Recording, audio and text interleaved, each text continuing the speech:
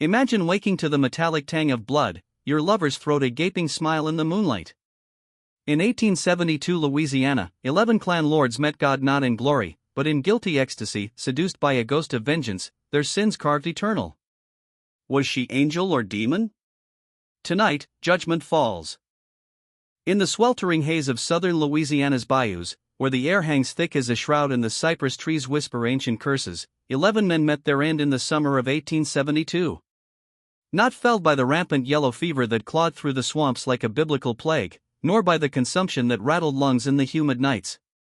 No, these deaths were intimate, surgical, a blade's kiss across the throat while they slumbered in silken sheets stained with more than just blood. Their faces, frozen in a macabre blend of rapture and revelation, eyes wide as if beholding the divine wrath they had long evaded. These were no ordinary souls, they were pillars of the Knights of the White Camellia, the shadowed brotherhood that gripped St. Martin Parish like thorns in flesh, enforcing a twisted order born of defeat and rage. The official ledgers, penned in the dim lamplight of parish courthouses, dismissed these as scattered tragedies, unrelated slashes in the night across 4 parishes. Witnesses' trembling accounts were buried under stacks of yellowed paper, contradictions smoothed over by judges whose hands still bore the ink of Confederate oaths. Within 6 months, the files were sealed, locked away like forbidden scriptures, by order of men who feared the light. But in the flickering candlelight of freedmen's churches, in the hushed corners of shotgun shacks where the air smelled of gumbo and gospel, a different gospel spread. Whispers of a woman, ethereal and unforgiving, who walked among them like a prophetess of old, delivering not sermons, but sentences. For generations, her tale was passed in coded hymns and midnight murmurs, never committed to paper where prying eyes might profane it. Tonight, we unearth it, not as mere history, but as a testament to the unseen hand of justice, where mortal sins invite celestial blades. Before we delve into the veil of Lavinia Noir, the name they bestowed upon her like a dark halo, pause with me. If these buried truths stir your soul, if you crave the stories that power tried to entomb, strike that subscribe button now. Let our community rise like the Mississippi at flood. And in the comments below, share your vigil. From which shadowed corner of the world do you watch? Louisiana's bayous? The Deep South's haunted fields? Or distant lands where echoes of injustice still linger? Tell me, and let's illuminate these forgotten altars together. Our chronicle doesn't ignite in the blood-soaked beds of 1872, but 4 years prior, in the smoldering ruins of a war that promised liberty but delivered only deeper scars. St. Martin Parish in 1868 was a festering wound upon the earth, its once majestic plantations crumbling like Babel's tower under God's disdain. Towering oaks, draped in Spanish moss like mourning veils, framed fields reverting to primordial swamp waters rising as if to reclaim the land stained by chains and whips. The grand manor houses, symbols of antebellum pride, now hosted Union sentinels or sagged under vines, their marble floors cracked like fractured commandments. Breaux Bridge, the parish's weary heart, huddled around a courthouse that had flown 3 flags in 7 bitter years, Confederate gray, then Union blue, now a fragile Reconstruction banner fluttering in uncertain winds. The demographic tide had turned, a divine inversion that chilled the old elite to their marrow. Nearly 4,000 souls, once bound in iron, now strode the dusty streets with heads unbowed, their gazes meeting white eyes without flinching. They claimed deeds to soil they had bled upon, cast ballots guarded by bluecoats and the Freedmen's Bureau's watchful scribes. In courtrooms echoing with the ghosts of auctions, they bore witness against former masters and upheaval so profound it evoked apocalyptic visions among the dispossessed planters. The end times? They muttered in whiskey-scented parlors, where the lowly rise and the mighty are cast down. Biblical echoes, twisted to justify their festering grudge. From this cauldron of resentment birthed the Knights of the White Camellia, not as crude phantoms in sheets, but as a refined cabal forged from Confederate remnants and militia shadows. Eschewing the vulgar hoods and flaming crosses of their kin elsewhere, these Louisiana Knights cloaked their malice in civility. They were the gentry, attorneys with silver tongues, merchants with ledgers of debt, ex-officers whose sabers now hung idle but whose commands still cut deep. Plantation lords clinging to acres like misers to gold. They dominated the bench, the badge, the ballot box, no need for spectacle when influence was their specter. Their methods were precise as a surgeon's scalpel, laced with the poison of plausible deniability. A freedman daring to voice equality might awaken to flames devouring his crops, his faithful mule Lamed in the dark, his store credit vanished like morning mist. One bold enough to ink his name on voter rolls could expect midnight callers, polished gentlemen in tailored suits, sipping brandy as they reasoned him into submission. Violence reserved for the unyielding, a calculated lash, a noose in the woods, messages etched in blood to deter without summoning federal thunder. Every Thursday eve, under the gas lamps of the Breaux Bridge Hotel, a stately three-story edifice on Main Street, owned by founding knight Harold Jessup, the inner sanctum convened. 11 men, the unholy council, deliberated in a backroom redolent of cigar smoke and bourbon. Here, they decreed fates, which uppity soul required humbling, which Republican carpetbagger merited exile, which Union loyalist demanded persuasion with fists or fire. Their judgments fell like Old Testament edicts, unchallengeable, unforgiving. Into this den of serpents glided a figure who would become their undoing, Celeste Devereaux, as she named herself upon alighting from the New Orleans steamboat on a sultry April morn. A single ebony trunk at her side, a parasol of midnight silk unfurled against the relentless sun. She appeared ageless, perhaps 30, yet her features held an eternal quality, as if sculpted by a Renaissance hand untouched by time's decay. Her skin glowed like polished amber, that Creole hue whispering of lineages blended in Louisiana's melting pot, French nobility, African resilience, perhaps indigenous mystique. Attired in mourning weeds of exquisite Parisian tailoring, black velvet hugging curves with subtle allure, she exuded an aura of refined sorrow. She secured lodgings at Jessup's Hotel, gold sovereigns clinking onto the counter like offerings at an altar, a month's rent prepaid. Her French flowed like the Seine, elegant, unaccented, while her English carried the lilt of boulevards and bistros, enchanting the provincial ears. A widow, she professed, her merchant husband claimed by the prior summer's yellow fever scourge in the Crescent City. Seeking sanctuary in quieter realms, a modest estate to nurture her grief away from urban pestilence and pandemonium. Plausible, in a land where epidemics reaped souls like harvest scythes, and Creole dames often retreated to familial parishes. Yet, something in her bearing warded off intrusion, a sovereign poise, eyes like polished onyx that pierced pretensions, demanding deference without utterance. She graced St. Bernard's Catholic Church each Sabbath, veiled in the pews allotted to Creole elite, her prayers murmured with fervent lips, incense curling around her like a halo of secrets.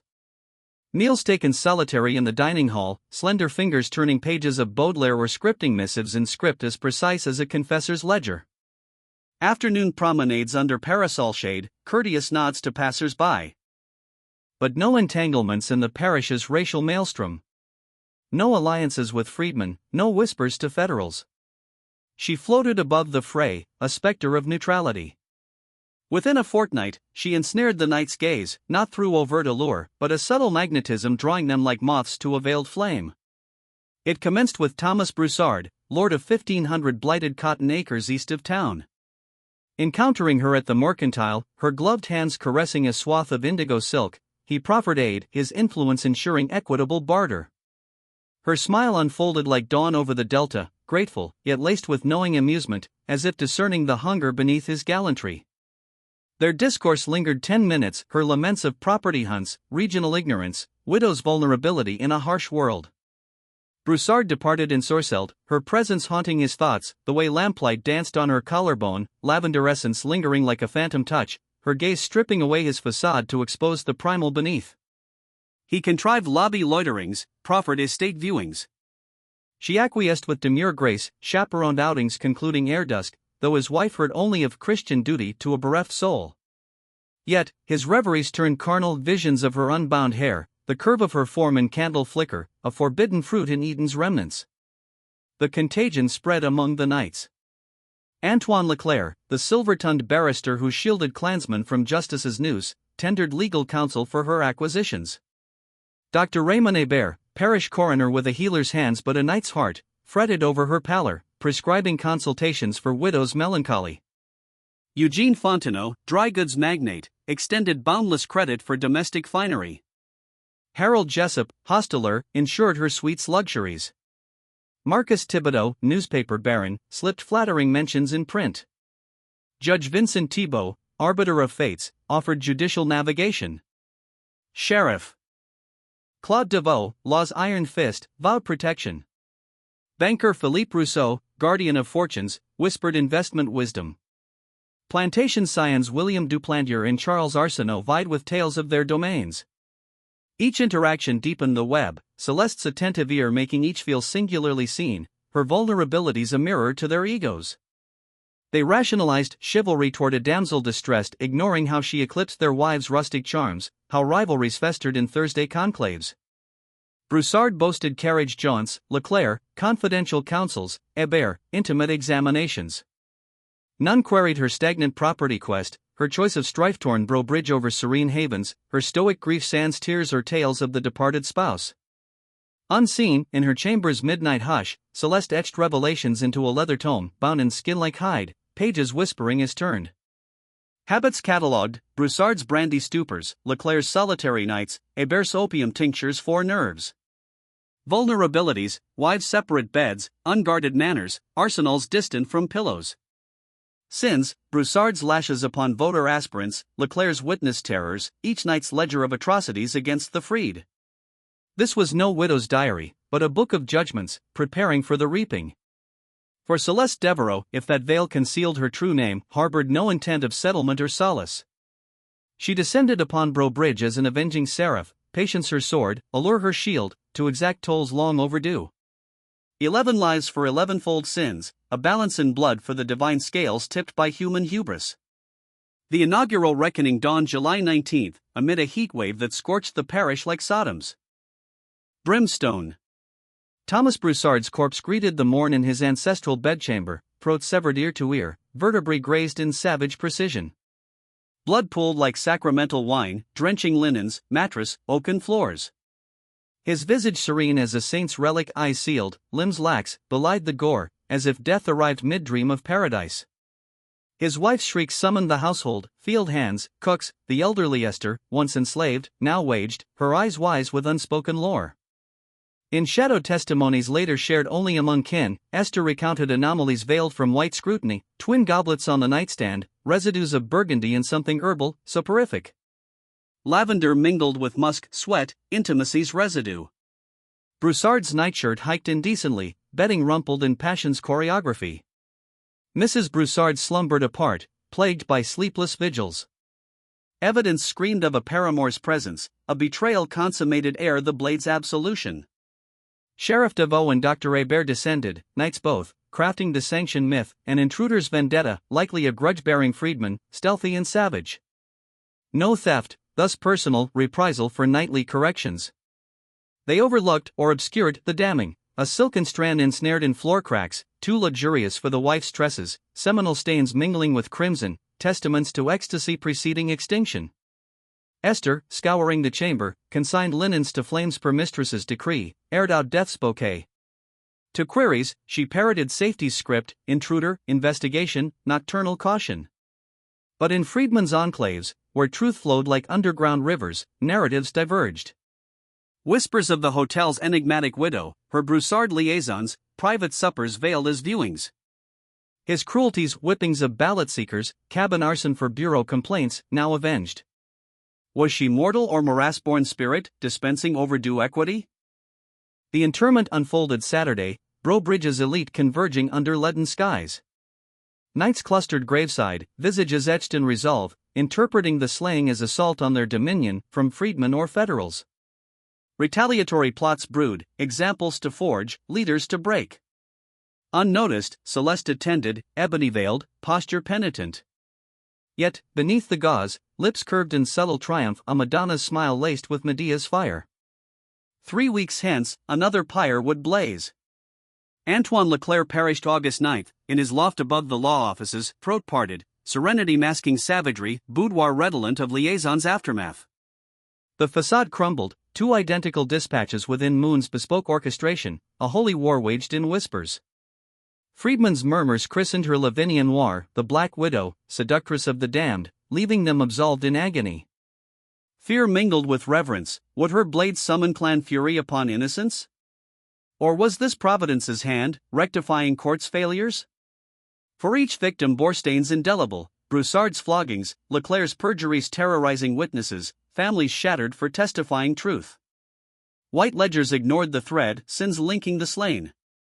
On August 12, the 9 survivors convened urgently in Jessup's sanctum, gaslight flickering like hellfire's tease.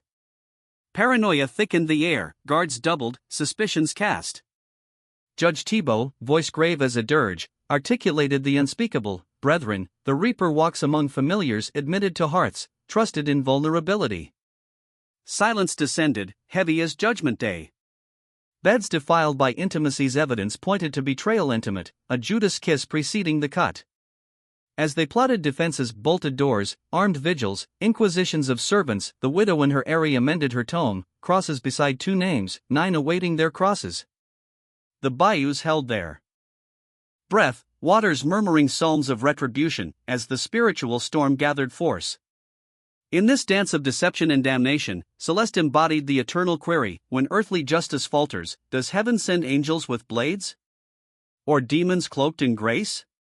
The reckoning had only begun, each death a verse in a gospel of ghosts, echoing through Louisiana's eternal twilight. The revelation hung in the air like incense in a confessional, thick and accusatory. A woman, Dr. Hebert murmured, his voice barely piercing the haze of cigar smoke swirling under the low-beamed ceiling of the Breaux Bridge Hotel's backroom. Lamplight danced erratically on the walls, casting elongated shadows that twisted like souls in torment. The 9 remaining knights shifted in their leather chairs, the creak of wood echoing their unease, faces pale as communion wafers in the golden flicker. Eyes darted, meeting and fleeing, each man confronting the mirror of his own guilt. It had to be a woman, someone they'd welcomed into their sanctums, whose whispers had lulled them into vulnerability, whose touch had masked the serpent's strike. Horror bloomed slowly, like blood seeping through linen, as fragments aligned in their minds. A beguiling stranger, arrived amid spring's humid bloom, her presence a siren's call to every soul in this circle. Celeste Devereaux, her name now tasted like ash on their tongues. Her tale, once so convincingly woven, unraveled under scrutiny, a widow's veil hiding voids where history should reside. No verifiable kin, no tangible grief, merely her poised assertions, buoyed by the era's chaos of epidemics and exiles. Merciful Lord, Sheriff DeVoe breathed, crossing himself with trembling fingers, the gold badge on his chest glinting like a false idol. It's her. The widow. Yet, even as accusations coalesced, a thornier dilemma pierced their resolve. To unmask her meant bearing their own sins to the light. Each night harbored confessions unuttered, clandestine visits to her suite, where gas lamps cast amber glows on silk-draped forms, gifts slipped in secrecy, pearl brooches, French perfumes, tokens of desire cloaked as charity, vows whispered in heated breaths, promises of aid that veered into the profane. Investigation would summon scandal's flood, washing away reputations built on Reconstruction's fragile sands. And deeper still, in the shadowed recesses of their psyches, lurked an unholy fascination. Despite the dread, memories clung like vines, her gaze, piercing as a confessor's, making them feel exalted, potent, rather than the embittered relics of a shattered confederacy. She had awakened hungers long suppressed, turning their meetings into arenas of subtle rivalry, each vying for her favor like apostles before a dark Messiah. Before we plunge deeper into this abyss of retribution, where human frailty meets divine judgment, feel the weight of what's unfolding. If your pulse quickens at the thought of secrets unraveling, if you're gripped by the chill of moral reckoning, strike that like button now, let it be your amen to these unearthed truths. Share your suspicions in the comments. What twist awaits these doomed men? And if you're not yet part of this congregation uncovering history's hidden psalms, subscribe immediately. The veil lifts further, revealing layers of deception you won't believe, and you must witness every revelation. The probe into Celeste commenced in whispers, shrouded as a midnight mass. Judge Thibault, his gavel a scepter of lingering authority, dispatched coded telegrams to New Orleans' underbelly, police informants, registry clerks seeking traces of a merchant Defrain felled by yellow fever's scythe. Days stretched like taut strings, responses trickling back on yellowed wires, no such demise recorded amid the epidemic's grim harvest. No sepulchral certificate, no widow's claim filed. The purported residence? A ramshackle boarding house on Rampart Street, its proprietor a wizened Creole with tobacco-stained teeth swearing no Defrain had darkened his doors. It was as if Celeste had been conjured from ether, her backstory a mirage shimmering in Louisiana's oppressive heat. Sheriff DeVoe, meanwhile, treaded the town's cobblestone veins with feigned casualness, querying innkeepers and merchants under pretense of routine patrols. The portrait that emerged was spectral. Celeste, omnipresent yet elusive, her routines as predictable as Vespers, church bells tolling her arrivals at St. Bernard's, where she knelt amid incense clouds, lips moving in silent litanies. Purchases mundane, bolts of muslin, vials of lavender oil, their scents trailing her like a holy aura. Yet, no intimates, no alliances forged. Townsfolk faltered in descriptions, her poise unnerving, ice-holding depths that stirred unease, as if gazing upon one's unspoken transgressions. More revelations surfaced from the hotel's shadowed underclass, the freed servants coaxed in secluded alleys with vows of shield. Rachel, a housemaid with calloused hands and wary eyes, confessed under moonlight, Celeste's chamber barren as a monk's cell, no daguerreotypes of a beloved spouse, no tear-stained letters, no relics of loss. Merely garments folded with military precision, grooming essences arrayed like altar vessels, and a trunk secured by iron hasps, its contents a forbidden tabernacle. The room perpetually redolent of lavender, infusing drapes and floorboards, as if her essence had seeped into the structure's bones. Twice, Rachel spied her returning post-midnight, gliding through service doors like a wraith, clad in unassuming garb, clutching a leather satchel reminiscent of a physician's kit, tools for mending or maiming, she pondered, though a widow's need for such eluded her. As inquiries deepened, the nights fortified their existences like fortresses against siege. Families dispatched to distant kin under guises of commerce, wives and children bundled into carriages at dawn, tears glistening like dew on magnolia petals. Solitary nights enlisted sentinels, grizzled ex-Confederates, rifles slung over shoulders scarred by Gettysburg's fury, patrolling perimeters under star-pricked skies. Routines fractured, paths varied, locks reinforced with brass gleaming coldly, revolvers nestled beneath pillows like vigilant guardians. Evenings curtailed, gatherings in clusters, every rustle. In the underbrush or creak of settling timber igniting pulses of paranoia. They awaited the inevitable, a grim vigil, knowing the reaper's scythe swung inexorably closer. Dr. Raymond Hebert's demise shattered the fragile truce on August 27, his form discovered sprawled across his examination table in the clinic's sterile confines. Dawn's first rays pierced shutter slats, illuminating the horror, throat severed with anatomical exactitude, blood congealing in rivulets across the leather-upholstered slab. Parallels haunted goblets bearing wine's crimson residue, the air heavy with lavender and intimacy's musk, his countenance tranquil as a martyr's in repose, belying the brutality. But a novel sacrament adorned this tableau, affixed to his breast with a gleaming surgical pin, a parchment scrap inscribed in cursive fluid as a poet's verse, "Remember Baton Rouge." The missive's import struck the nights like a thunderclap from Sinai. In 1868's turbulent March, Hebert had journeyed to Baton Rouge, testifying in a federal tribunal probing Klan atrocities. Sarah Boudreaux, a freedwoman with fire in her veins, had accused parish knights of assaulting her husband, torching their humble abode. Hebert, under oath, falsified, the man's death stemmed not from mob savagery but chronic ailments, a perjury that unshackled the accused. Months later, Sarah met her end in a New Orleans flophouse, throat parted in robbery, though valuables remained untouched. The note proclaimed Celeste's omniscience, her stake in this vendetta, as if she wielded the blade of an avenging cherub. How had she unearthed such buried sins? The query gnawed like original sin. Judge Thibault, poring over brittle gazettes and court scrolls in his chamber's lamplit solitude, unearthed a shard. Sarah perished not solitary, a daughter, scarce 12, vanished post-murder, swallowed by Reconstruction's maelstrom, no trace in orphanages or registries, a ghost child amid legions displaced. This fragment ignited their Tuesday conclave, shifted from Thursdays to defy patterns, in Jessop's sanctum, where brandy fumes mingled with dread. Thibault unfurled the chronology, Sarah's 1868 slaying, daughter's eclipse, now a phantom woman materializing to cull the culpable. She's the progeny, Jessop hissed, voice a spectral rasp, candle flames leaping as if stirred by unseen breath. Returned from the grave's edge for atonement. Doubts assailed, Celeste's apparent maturity clashed with the timeline 30s, not 16. Unless her facade was a masterful forgery, years honed in shadows, amassing dossiers on perpetrators, mapping their layers, sculpting an identity to infiltrate. Racial specters loomed larger. If Sarah's heir, Celeste bore African lineage, her fair complexion a passkey through white bastions. Seduction's transmuted to miscegenation's taboo, a legal and spiritual blight that could shatter their legacies, branding them as hypocrites before man and maker. Seize her tonight, DeVoe growled, hands slamming oak like judgment's gavel. End this. Thibault demurred, brow furrowed in lamplight's etchings. On what indictment? Evidence ethereal as faith. The missives implicate our own deeds, trials would exhume our crypts. Silence descended, heavy as judgment's robe. Then Thibodeau, the press lord, murmured, "No tribunal, then. Resolve as we've resolved threats past, discreet, eternal." The proposition lingered, acrid as brimstone. Lynching a woman unconvicted, mirroring their litany against freedmen, echoing Sarah's fate. Irony twisted like thorns in a crown, yet terror eclipsed ethics. A vote, 9 palms ascended, unanimous as apostles' betrayal.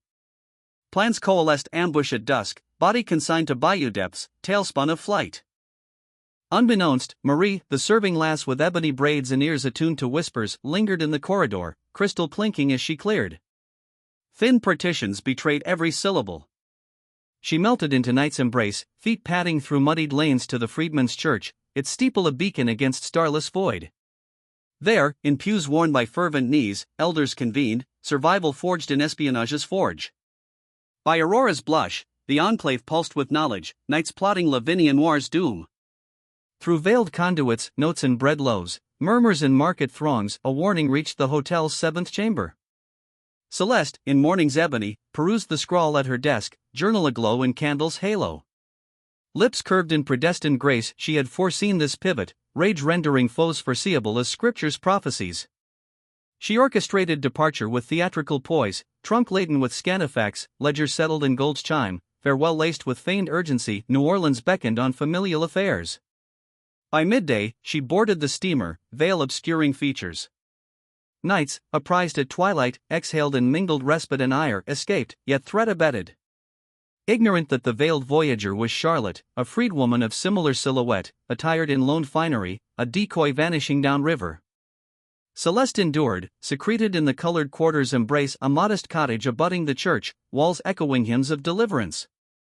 Welcomed as kin, as oracle of equity, she embodied Proverbs' wisdom, "Vengeance is mine, saith the Lord." Murders, far from ceasing, intensified like plagues upon Pharaoh.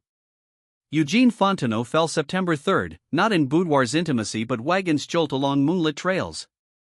Dawn unveiled him slumped, throat a crimson grin, steed nibbling grasses indifferently. Positioning hinted companionship, trust betrayed in isolation's veil. Pinned parchment, remember the Fontenot blaze. In 69's chill November, 3 freed entrepreneurs dared rival his emporium, extending grace to kin denied. Flames consumed their venture, exiles ensued, inquiry stifled. Now, retribution's flame licked back. Philippe Rousseau followed September 15, slain at his bank's oaken desk amid ledger stacks, quill frozen mid-stroke. Blood sprayed like sacrificial libation, soaking entries of usury. Note evoked to 1870 foreclosure, defying codes, evicting a freed tiller to penury, color his sole offense. 5 souls reaped in lunar cycles. The cadence resounded parish-wide, no longer night's secret but communal dirge. Untouchables touched by mortality's finger, safeguards futile against this ethereal assailant. Federal eyes, dormant in Reconstruction's wane, awakened. U.S. Marshal Harlan Brookstone descended from Baton Rouge, boots thudding on wharf planks, Union scars a testament to unyielding resolve. Mandated to dissect the carnage, excessive civic assault warranted martial grip. Interviews commenced in courthouses' austere halls, nights' testimonies laced with evasion, victims bound by fraternity, architects of freedmen's woes, deaths intimate as confessions. Brookstone mapped the mosaic, notes invoking unpunished felonies, Celeste's silhouette threading narratives. Pursuit yielded voids, steamer logs noted her egress, yet Crescent City harbored no trace. She evaporated like manna's dew. Venturing beyond white enclaves, he courted freedmen's trust in churchyards scented with jasmine, pledging equity over complicity. Tongues loosened, tales of Lav Noir, spectral avenger, communiques attuned to insider lore, Sarah's lost lamb, perhaps matured in vengeance's crucible.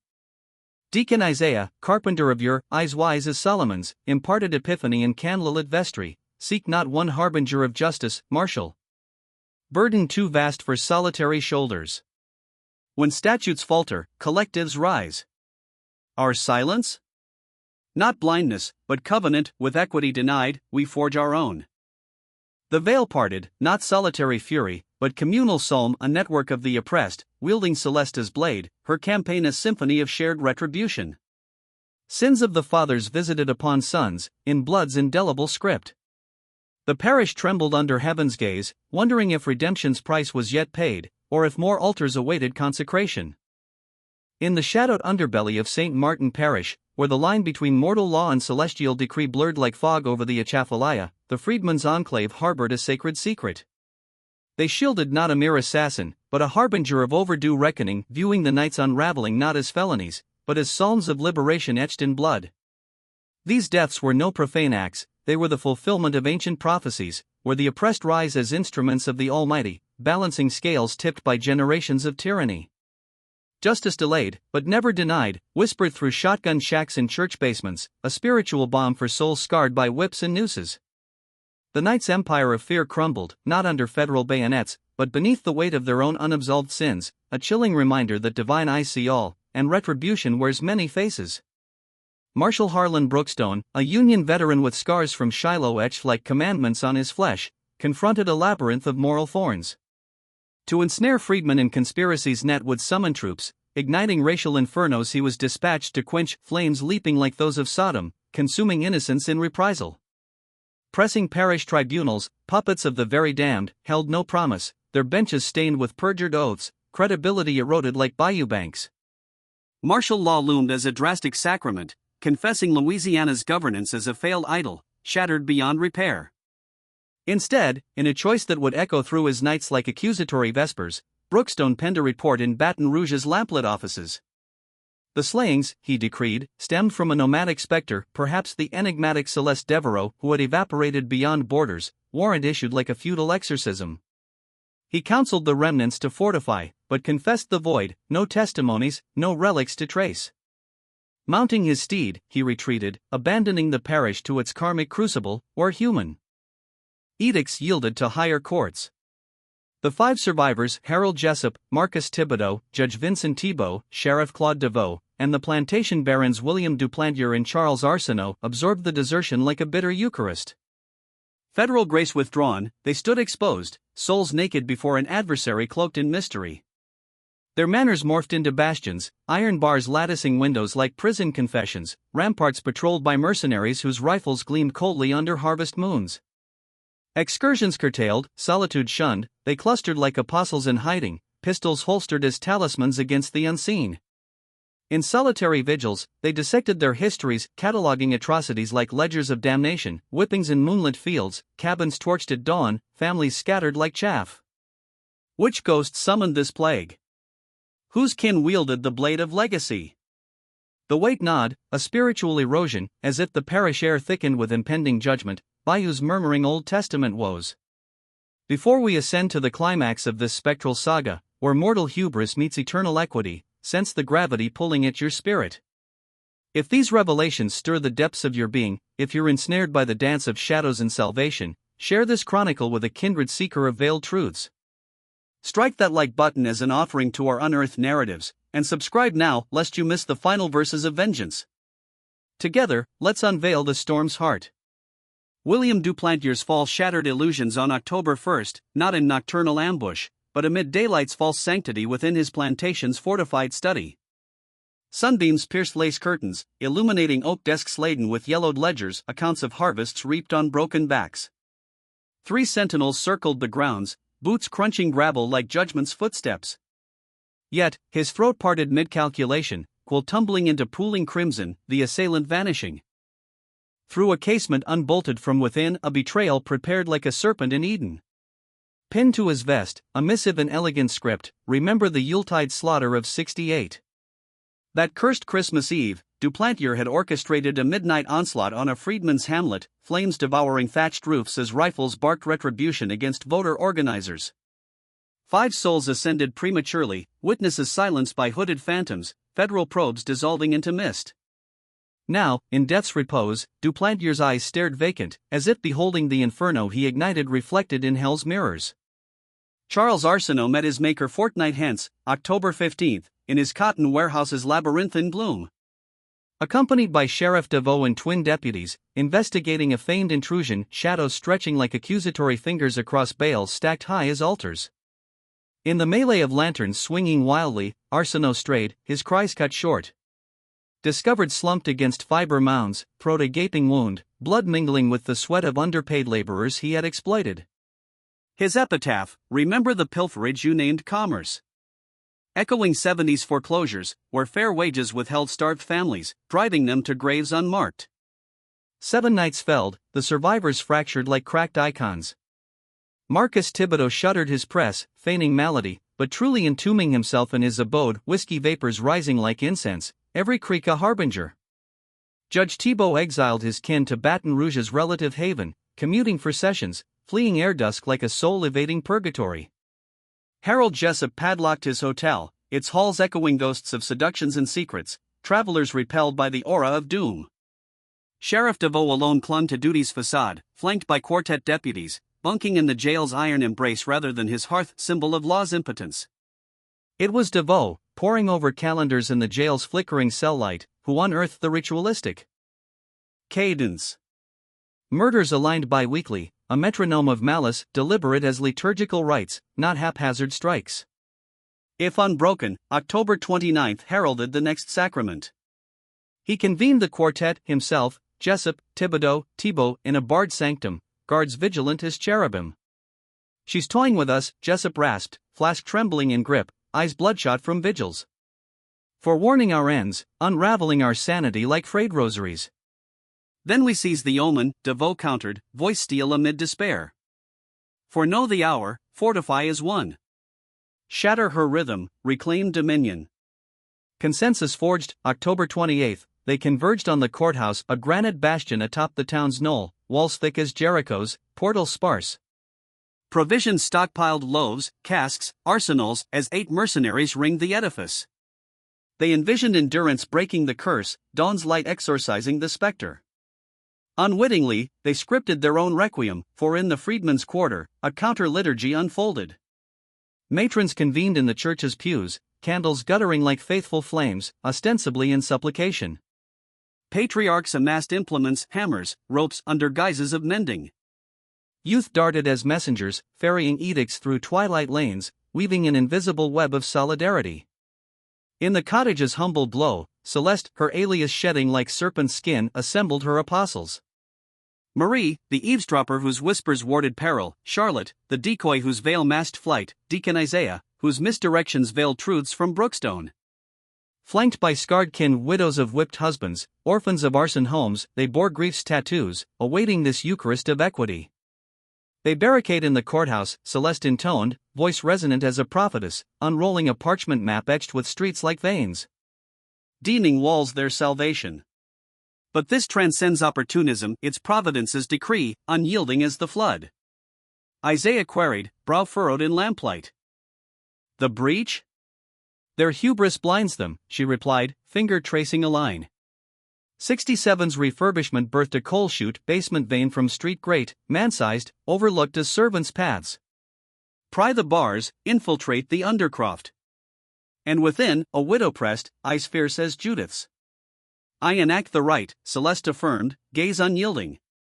"Remind them, some iniquities evade mortal bars, debts settled solely in vitae. They'll confront why my lineage, Sarah Boudreaux's seed, risen from ashes." Deliberations stretched into witching hours, refining stratagems, allotting mantles, lookouts, diversions, escapes. Celeste transformed, the widow's veneer dissolved, unveiling a forged blade tempered in sorrow's forge, rage's anvil. Yet, unforeseen grace bloomed, alliances transcending vengeance, inspiring communal resurrection. Lav Noir transcended flesh, a archetype of defiance, piercing oppression's heart, proving tyrants mortal, justice inexorable even sans statutes. October 28 dawned oppressive, humidity cloaking the parish like a shroud. The quartet mustered at the courthouse, crates hauled through iron gates clanging shut like judgment's doors. Lanterns ignited, casting elongated specters, windows bolted, thresholds manned. Thibault inspected masonry, DeVoe arrayed defenders, rifles cocked, eyes scanning horizons.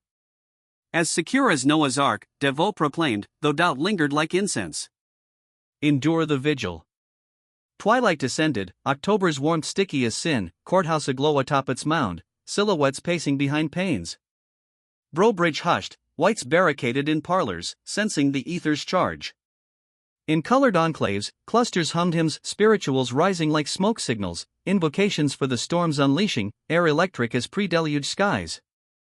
Midnight, Celeste emerged from sanctuary shadows, attired in obsidian garb, trousers cinched, boots silent as a thief in the night. Satchel slung, blade honed to whisper through sinew, missives prescribed. With indictments, chloroform vial for silent subduings. Hair bound taut, visage etched in resolve, youth stolen by trauma, maturity forged in vendetta's fire. Isaiah and Triune sentinels escorted midway, navigating labyrinthine byways, fences leaped, gardens traversed, evading lamplit patrols. At Square's fringe, Isaiah clasped her forearm, voice paternal plea, halt this path. You've illuminated their frailty, kindled hope. Let mercy temper justice. Her retort, steel-clad, mercy? As they granted my mother, throat bared in supplication? They raised her world, spouse, shelter, spirit, my innocence.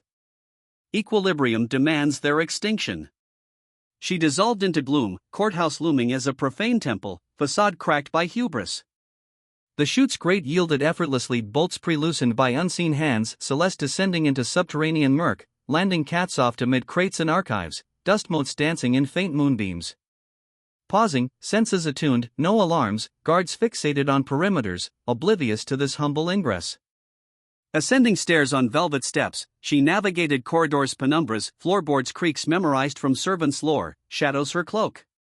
Knights clustered in the grand chamber, she surmised, mutual vigil their illusion of invincibility. Threats presumed external, mobs, sieges. Not infiltration from the overlooked underclass vein, a poetic indictment of their blindness. Voices filtered, strained banter, liquor-slurred jests masking terror. Lamplight seeped beneath courtroom portals. Celeste inventoried her arsenal, dagger's edge, notes condemnations, ether's hush, and the talisman, a faded tintype of Sarah, captured in 60s excess optimism, smile radiant as freedom's dawn, before Reconstruction's thorns drew blood. Gazing upon it in hallway's pallor, Celeste traced features mirroring her own strength unbowed. Sarah had wagered on jurisprudence, testifying boldly, only to be martyred by its betrayal. Folding the relic, resolve hardened, this was atonement's apex. Approaching the portal, locked as foreseen. Adjacent window pried with blade's finesse, hinge groaning faintly, unheard amid inner din, slipping into clerk's annex, interconnecting door yielded. Peering through sliver, knights encircled the bench, arms arrayed like offerings. Trio guards at main ingress, others exterior. Jessup nursed flask, Thibodeau mopped brow, Thibault feigned perusal of tomes, DeVoe scanned vistas. Endurance wanes? Jessup slurred. Dawn in 5, DeVoe assured. Unless she's infiltrated, Thibodeau ventured, paranoia spiking. Fortress impregnable, Thibault rebuked. Discipline prevails. Celeste's inward mirth, their oversight epitomized, disdaining the chute as beneath dignity, mirroring contempt for those it served.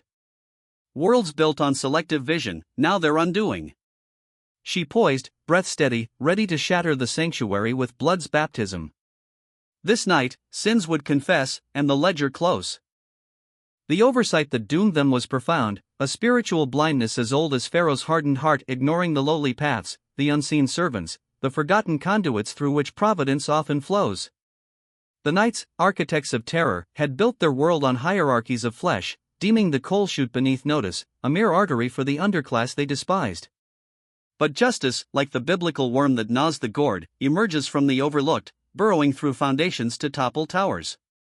In that dim basement, redolent of coal dust and archived sins, yellowed indictments moldering in crates, air thick as incense in a desecrated temple, Celeste, now fully Josephine Boudreaux, embodied this truth.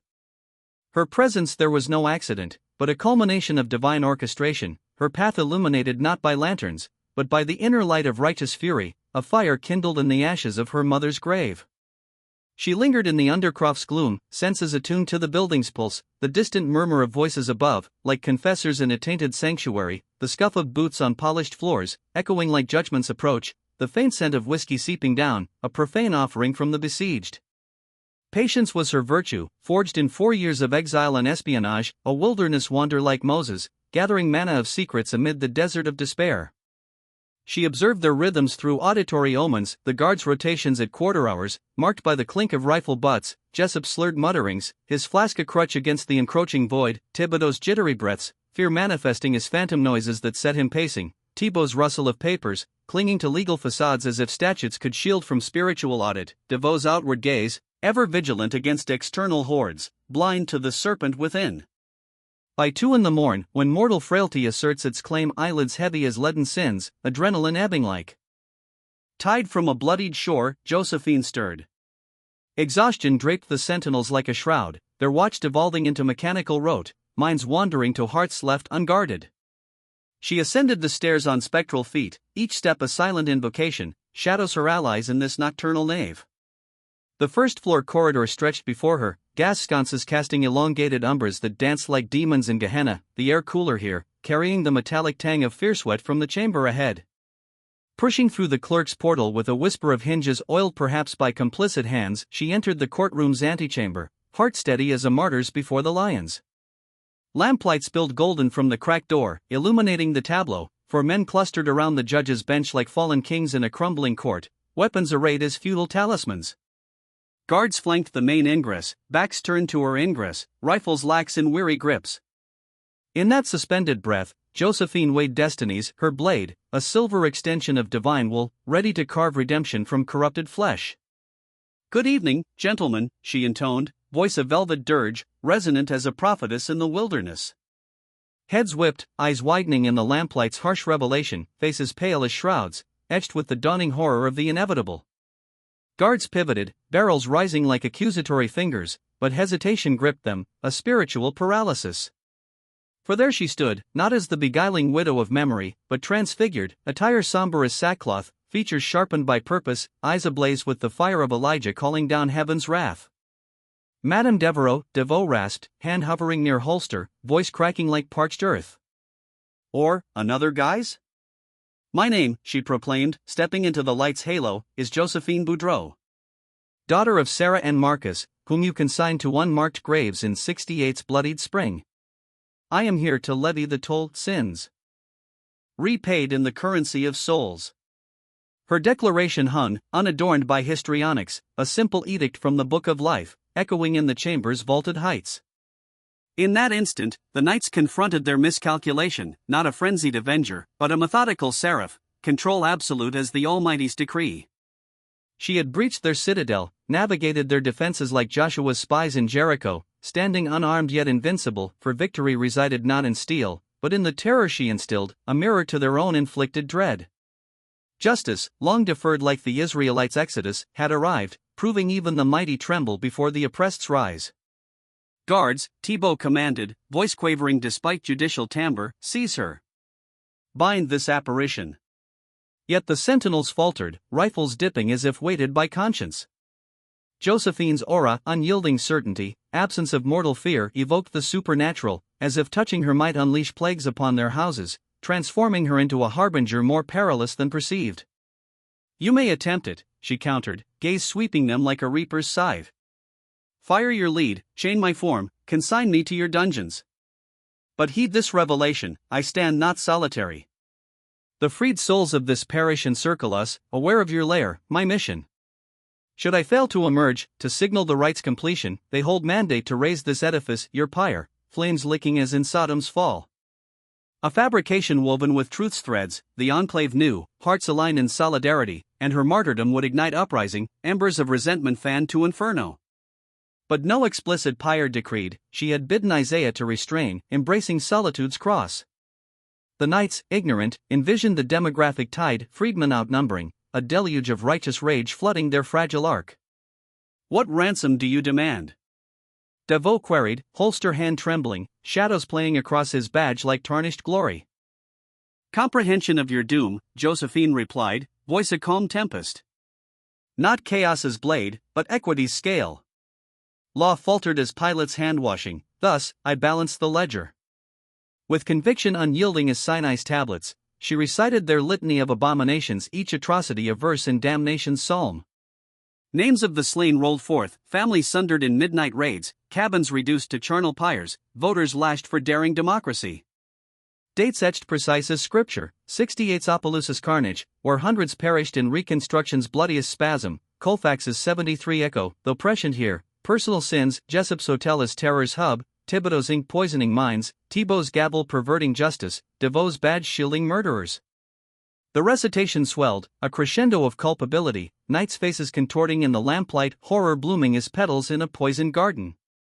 Individually, they had compartmentalized, sins fragmented like Judas's silver. United in chronicle, it formed a monolith of malevolence, a babel of brutality overwhelming in scope. They had authored this apocalypse, reaping whirlwinds from sown winds, evading harvest until this nocturnal tribunal.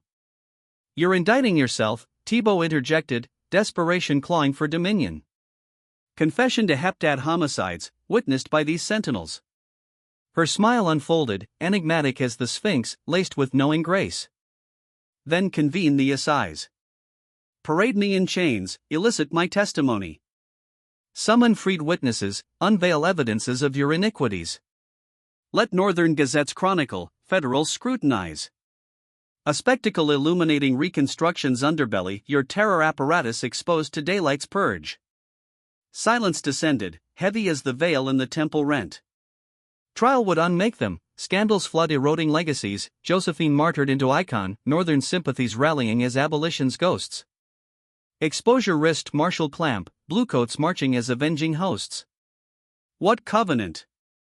Seek you? DeVoe pressed anew. Equity's essence, she affirmed. Since jurisprudence withers, equilibrium suffices. 7 reaped, quartet lingers. My proposition, though refusal anticipated, surrender to federal thrones. Proclaim your transgressions publicly. Embrace judgment's yoke, incarceration, infamy, or defy wagering against my shadow.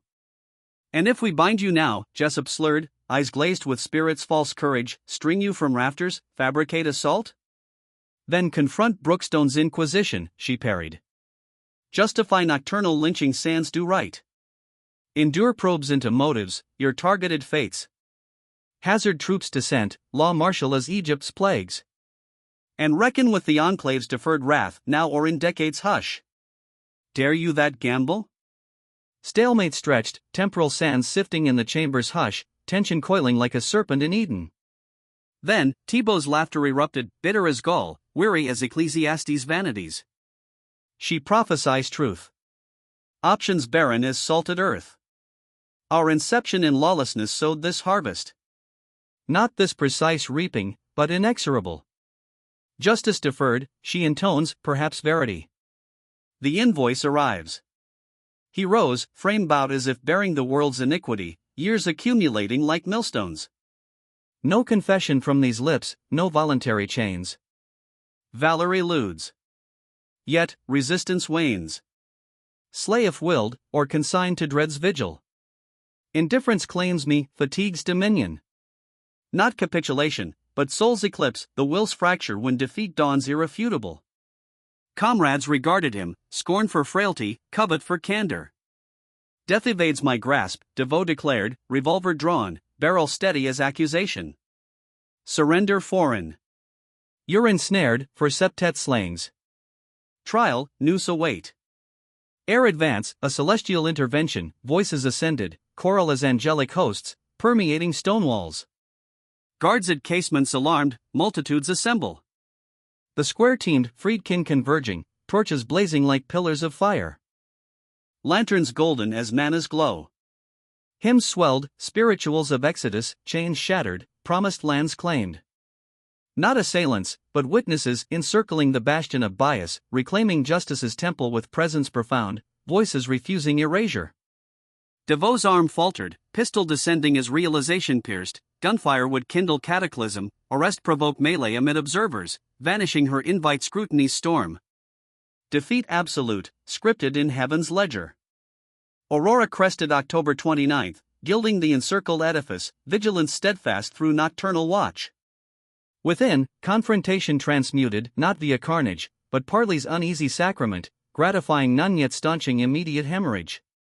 Josephine emerged at sun's ascent, traversing guards inert as statues, crowd parting as red sea waves. No further blood spilled, though her satchel bore instruments of end. In lieu, she claimed acknowledgments Pearl, Thibault's confession, inked in quivering script, catalogue of Camelia's cruelties, signed by Quartet, a damning scroll held by enclave elders, Damocles' blade eternal. Reciprocity, Josephine's exodus from Louisiana, perpetual banishment, clemency conditional on terror's cessation, dissolution into myth, legend supplanting ledger. Not pristine justice, trio evading gallows, lingering in opulence's shadow, branded pariahs. Yet, testament to guilt, crimes etched indelible, reminder that deeds echo eternally. Survivors withered, Thibault abdicated robe, fled to Texas wilds, succumbing 74 to bottle's abyss and soul's torment. DeVoe's badge tarnished in ballot's rebuke, coalition of freed and reformers unseating him. Jessup divested in, vanished northward. Thibodeau's press persisted, but venom diluted, relevance faded like echoes in empty halls. Camelia's grip shattered that fall, leadership decapitated, impunity's illusion pierced, faction splintering as Babel's tongues. Reconstruction trudged imperfect, wounds festering, but localized despotism ebbed. A respite in strife's chronicle. Josephine Boudreaux, vengeance's vessel, vanished into annals. Whispers placed her in Mexico's Sierras, Canada's frosts, France's salons. Verity humbler, northward to New York's teeming streets, nomenclature renewed, life devoted to freedmen's advocacy, navigating emancipation's mazes, intellect a beacon for the dispossessed. No memoirs penned, no laurels sought, demise in 1903, aged 47, interred anonymously in Brooklyn's soil, spirit ascending unheralded. Yet in bayou enclaves, Lav Noir endured oral gospel transmitted generational, Reconstruction's clandestine canon. Narratives of resilience, where the subjugated wielded shadows against light's oppressors. Embellishments accrued, spectral powers, voodoo infusions, victims numbering legions. Core immutable, a daughter, kin ravaged by hooded horrors, exacted toll, proving potentates perishable. Scholars debate her historicity, records note slangs, perpetrator elusive, Thibault's scroll elusive, though 30's orals elude, Devereaux a phantom in Orland's archives. Documentation's dearth denies not veracity, in epics where atrocities evaporated from tomes, justice for freed ethereal, tales like Noir's vital, affirmations of rebellion viable, tyrants toppleable, fortitude forging what statutes forsake. In nocturnal hushes, where memory delves deeper than ink, elders impart to progeny, obligations transcend tribunals, offenses eclipse courts, inequities abyssal demand extra-legal riposte. When subjugation or defiance dichotomize, the meek unearth metal mythic. 7 perished in 72 sweltering chill, throats parted, transgressions requited. Quartet endured, scarred indelibly. And in history's penumbras, Josephine found solace fragmentary, mother's shade avenged, culprits chastened, equity flawed, sanguine, illicit, dispensed. What resonances stirring you from this chronicle? Might Reconstruction's cauldron birth such phantoms? Does retribution mirror justice, or spiral violence eternal? Share in comments, I peruse each. If this saga evoked, unnerved, provoked historical introspection, subscribe, activate alerts. Disseminate to aficionados of obscured atrocities, veiled verities. These echoes merit amplification, collectively, we preserve the silenced. Gratitude for your vigil until the next unveiling.